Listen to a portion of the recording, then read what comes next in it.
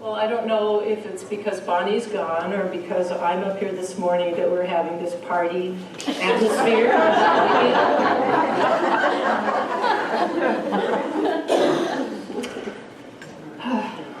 So let me just take a look at you for a moment. I was thinking, you know, as Tina mentioned, I work in an elementary school, and I was realizing how much harder I would have to work if I was up in front of a group this size of 5 or 7 or 9-year-olds. You know, they are just so full of life. It just oozes out of them and gets all over everybody else. But, you know, I think I'm here in front of you all this morning, so thank you for being here. Last year, for a good part of the year, I was in Virginia, and I had the opportunity to spend some time and get acquainted with a Science of Mind minister out there by the name of Faith Woods.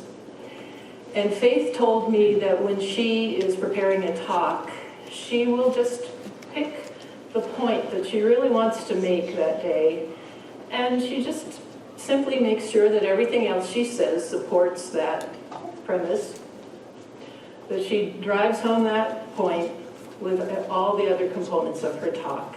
And I thought, you know, that seems pretty easy, pretty sensible, good advice. But for me, you know, once my name is on the calendar that I know I'm going to be speaking, and I know what the topic is, it's like suddenly everything in the universe is in my face saying, include me in your talk, pick me, I'm relevant to this topic. And I try to figure out how do I reconcile these two extreme views. Pick one point, use everything to support a topic. I finally realized it can be done if you just simply think of it as two sides of the same coin. I pick the topic, I pick that one point, that important point, and then just kind of edit out the really important pieces of evidence that pop up during all those days leading up to the talk, and use those to support whatever I'm trying to get across. So that means the next step is to pick the point. What is the point of my talk today? It's also the title of this talk. What's the point? Well, in trying to figure out what my point was going to be, I went through a lot of different ideas. I thought about the words themselves of the topic, which, as you know, because this is the 5th Sunday we've talked about this. If you don't know it by now, I'd be surprised. But topic for the month is being a force for good in a world that works for everyone. And maybe I could just kind of analyze those words a little bit, and I was thinking how I was glad that it said being a force for good rather than becoming a force for good, because that implies to me that we already are, that we have that capability. We just need to allow that to happen.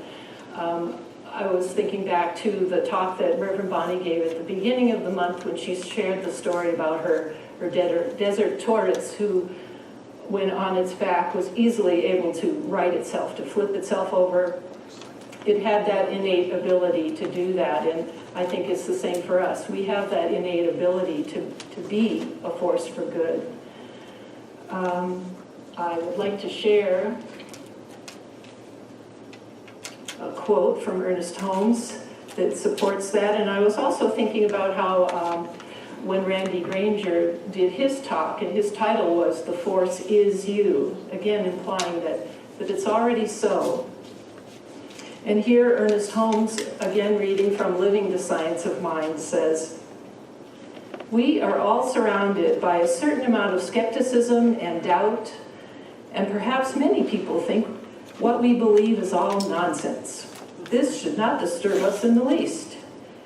We are to know that we are working independently with God and the great law of good. Whether we are working for ourselves or our family or our friends or the whole world, every affirmative spiritual statement we make will have some power. An invisible law of good will be acting upon it." So I came to the conclusion that that point about the wording really had already been covered But if you noticed in that quote that I read, Ernest Holmes used the word power instead of force, and I thought, well, maybe that could be my point. I could discuss the difference between force and power. I could bring up David Hawkins, who's written a whole book on that subject entitled Power versus Force. He has a diagram of stages of consciousness that's kind of interesting, but I realized, you know, some people are very supportive of his work and others not so much, so I thought maybe that's not the place to go. I had an experience, as I was mentioning before, that the lead up to my talk, usually all these things pop up to say, I could be included in your talk. You know, it's kind of like when you're at your computer and literally have these pop-ups on your screen that get in your way as you're trying to focus on something else. So I had a real-life pop-up experience the other day that said, hey, use this in the talk.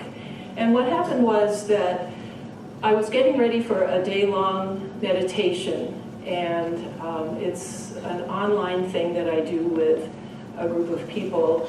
And I thought, before this starts, I'm just going to go out in my yard and find something, pick something from nature that can represent my experience today. So days from now, I can look at this item and remember what went on that day, how that experience went for me.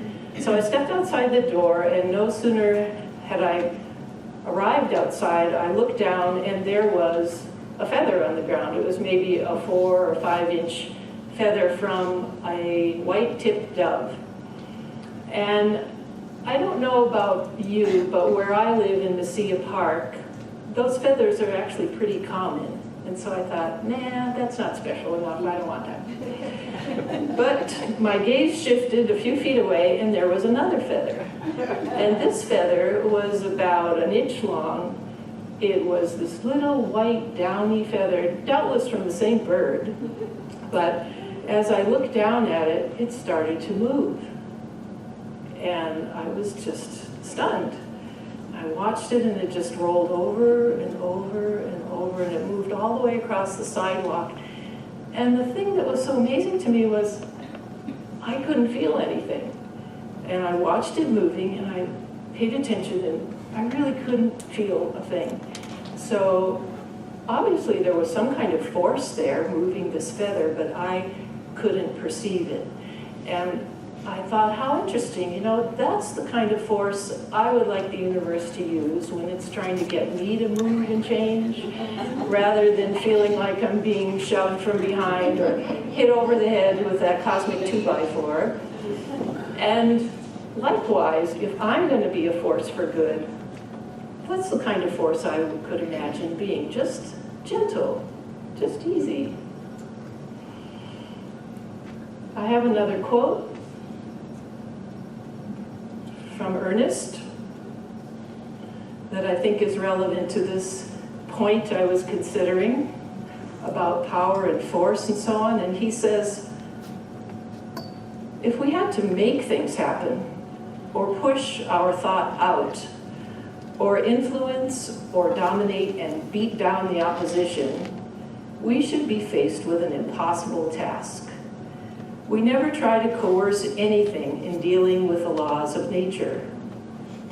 We as individuals do not appear or disappear because God is incarnated in us, or because our life is God, nor does the universal law dominate us in our personal choice. It is complete cooperation based on unity. So that quote kind of sent me down another path, thinking about cooperation and gentleness and unity.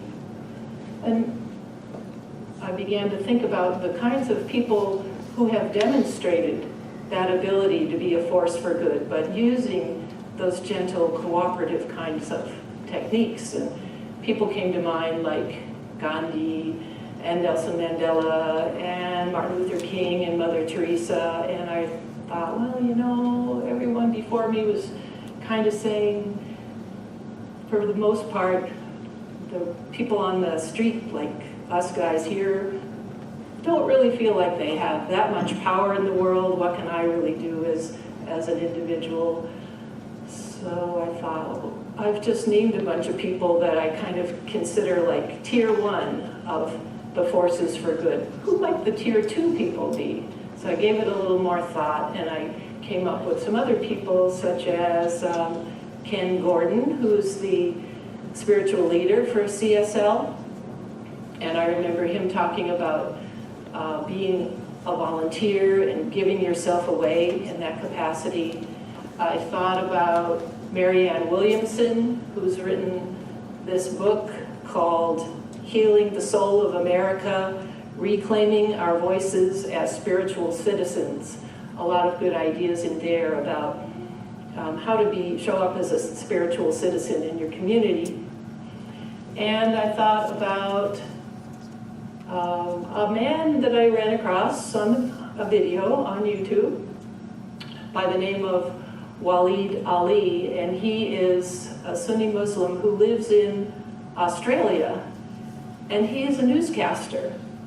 And I just can't help but think, what a force for good he is, just by appearing, just by being on television on a daily basis, having his face there, his name there, and allowing people to appreciate him and to grow more open in their thinking. And then I also thought about this person named Reverend Bonnie, who is this welcoming, open-minded, open-hearted person who is so compassionate and is such a force for good in this particular setting. So those are some of the levels of people we are familiar with that have been forces for good, but I kept coming back to, what about us? What about us, folks? And I struggled with that. What about us? And from there, I thought about all those WH question words. You know, as I work in an elementary school, teaching kids about language and communication. So we are forever working on answering those who, what, when, why questions. So I began to think through those, and I realized that as far as the what goes, or the why rather, Reverend Bonnie at the beginning of the month was explaining to us why we might want to be a force for good, and she was saying something using her analogy of the body, where why would one hand not want to do everything in its power to treat the other hand well, because they are in fact both part of the same body. And I thought she and the other speakers pretty much covered the why. Why do we want to be forces for good? And Larry, I think, covered the what pretty well. He came up here and he was charging us to figure out what our mission is going to be. What will you choose to do? What are the steps involved? Peggy also talked about a what in her talk last week as she was addressing the power of prayer and how that is something that we can do easily on behalf of people that we know or situations in the world. So by then I arrived at the how. How does this all work? How should we act? And as I begin to think about that, can I answer that question? Is that the point I want to make? Where is my point? Well, finally, eureka, I found my point. And it showed up in another experience on YouTube. What happened was that I was watching a talk by Matt Kahn, who is the author of the book, Whatever Arises, Love That, and it is in our bookstore. And he was addressing a group in Seattle, and here's what I heard him say. As you move into your highest vibrational self, everyone around you is called into their highest self in your presence. And I thought, wait a second. That kind of sounds like being a force for good in reverse. Your individual radiance that you shine into this world, by being able to walk around with an open heart and open mind, is bringing to this world and contributing to the world a tipping point that allows the collective consciousness to match the vibration of the brightest individuals who reside on this planet. And I thought, that kind of sounds a lot like the law of attraction. So I think my point, finally, she gets to the point. My point is that I believe we should consider ourselves to be like magnets with a magnetic force. We have that ability to push away or repel, but we also have the ability to draw to us. So yes, we can push away or repel things that we want to change. When you see something in the world that distresses you, or if someone is talking to you, expressing frustration or fear, or some kind of problem, you can simply, through eyes of love and a voice of compassion, say, I'm sorry you're having that experience. And then affirm for them, either out loud or silently, I know you're going to get better. I know the situation's going to improve. I know you're going to feel better. I know you have what it takes to solve this problem. So you're meeting them with the opposite of what they're putting out, rather than meeting them where they are and being pulled into their situation, or hearing about something on the news and being brought down by that. You can simply meet it with the opposite. And yes, there's also the opposite force at work here, where we can draw to us. We can draw out the good. It's like having this special gravity, the attracting side of the magnet. Maybe we have to be conscious of our ability to use force for good at the times when we're applying force, and we do it very gently in the spirit of cooperation. But again, I think we have this flip side where we can reside in what Matt Kahn said, called the highest vibrational self. And you all know what that looks like and feels like for you. You've been there, but you don't probably stay there all the time. So you know what that's like. And when you are there, as much as possible, you are contributing to that tipping point that he was talking about, that accumulation of a higher way of being that has a lasting and cumulative effect on how life unfolds here on the planet. So how do we reside in that place of the highest vibration? That's the challenge. You know, Peggy invited us to participate in a visualization meditation last week, which was a tool that could be used to get into that place of alignment, of spiritual highness. It would be my goal to be able to interact with all of you, and that you could interact with me using the term, Your Highness. I wish we were always there. And the cool thing about that particular term is that it's gender neutral. I really like that. Anyway, I would like to share with you another little tool for getting into that place of alignment. And we're going to use a little bit of a chant and a little bit of music. It's not something we commonly do here, but I'm going to follow in the steps of Richard Branson, who you may know as the founder of Virgin Galactic. And his attitude about life is, if you fall flat on your face, at least you're moving forward.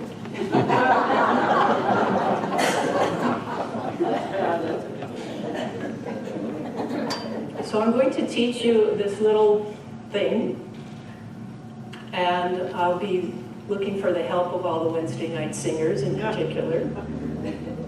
And in order to get ready for this process, I would like you to consider some condition, some situation in your life that you would like to see different. It's one of those things that pulls you down. It's one of those things that trips you up and keeps you from always being in that place of your highest vibrational self. It could be small, it could be big, whatever it is, get an idea of what that is in your mind. And now, as I was talking about before, when you're hearing somebody else talking about something that's not working, you come back to them with the opposite. And so let's do that right now. Think of your condition, and then think of a word that represents the opposite. What do you want to experience? So it might be health, it might be prosperity, or courage, or clarity. It might be joy, love, happiness. Find that word. And because we're going to be doing this all together out loud, and doubtless we all have different words, as we're singing our little chant here, let's just use the word this. So everyone will be in unison, but you'll know inside that when you say this, you're meaning love or health, whatever it is that your heart desires. So you got your idea, and now I'm going to guide you through this little chant. There are 3 lines to it, and the first line goes like this. I am bigger than any condition, and I choose this right now. Try that with me. I am bigger than any condition, and I choose this right now.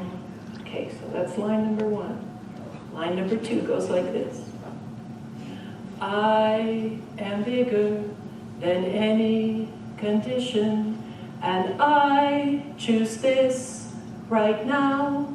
Try that one. I am bigger than any condition, and I choose this right now. And the last line. Right now, right now, right now, right now, right now, right now, right now. Just going down steps. Right now, right now, right now, right now, right now, right now, right now. Okay. One of the important things about music is that it allows us to say the same thing over and over and over again. We don't get bored. And it also means that we can kind of blend our voices together. So as you're doing your little personal affirmation, you hear other people's voices as if they're affirming the same thing for you. And you get to blend your voice so that they feel your support as well. And the cool thing about this particular little exercise is you can do it anywhere, anytime, unlike a guided visualization. You can do this even when you are operating heavy equipment. And in fact, I mostly use this when I'm driving, and I can do it as loud as I want in the car. All right, so we're going to go through our little sequence here. We're going to do each line 3 times, after which we'll pause for a few moments of silence so you can just resonate in that place that you've created. And we'll follow that with our closing prayer.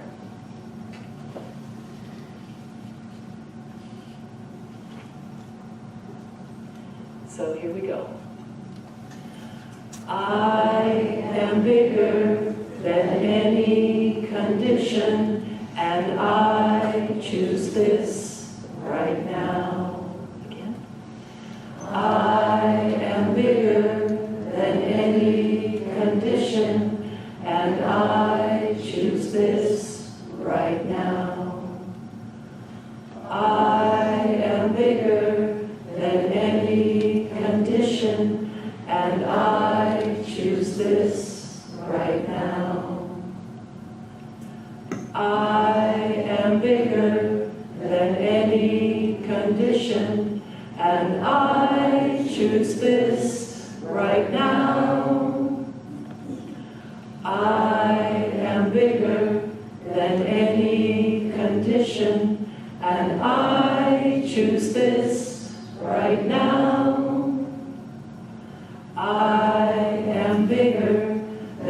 any condition, and I choose this right now, right now, right now, right now, right now, right now, right now, right now. When? Right now, right now, right now, right now, right now, right now, right now. Right now, right now, right now, right now, right now, right now, right now.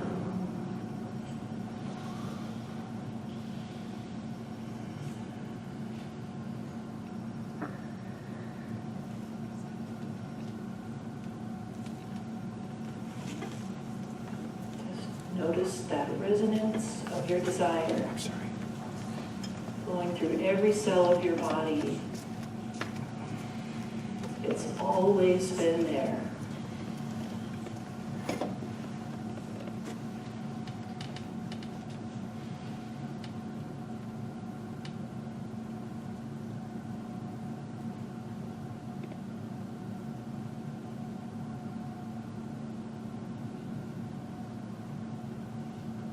And as we rest in this place of alignment with Spirit,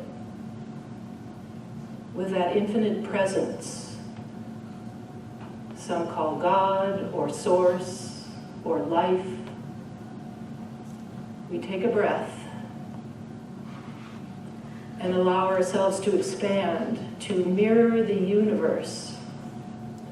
And we acknowledge ourselves as replicas of the divine, with all the same capacities for creativity and love, the same qualities that formed our world in the first place are within us. And we are simply present to help in the future unfoldment of more and even greater expressions of Spirit through us, as us, for ourselves, our community, the world, and who knows, even beyond.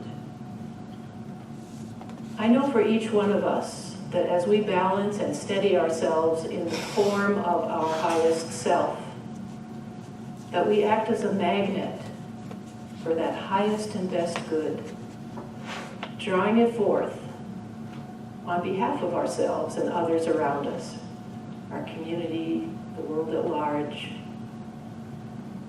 I am awed by the prospect of the spectacular days that lay ahead, the infinite potential of the wonderful ideas that precede the manifestation of good to which all people are entitled.